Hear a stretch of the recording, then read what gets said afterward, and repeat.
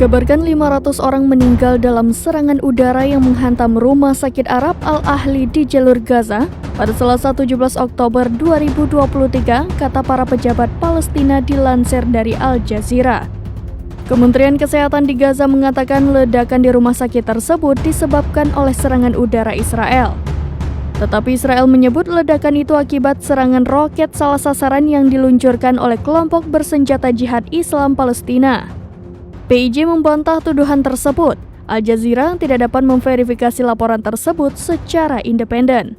Ketika ketegangan terus meningkat, inilah yang perlu diketahui tentang serangan tersebut.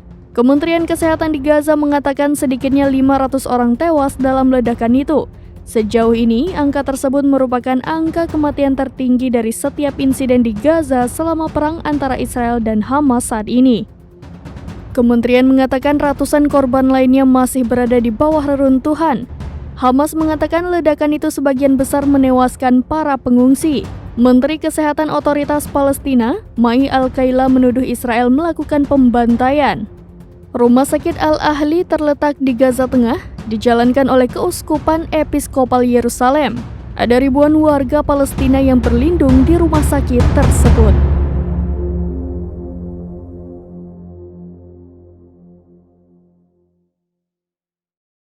Download Tribun X sekarang, menghadirkan lokal menjadi Indonesia.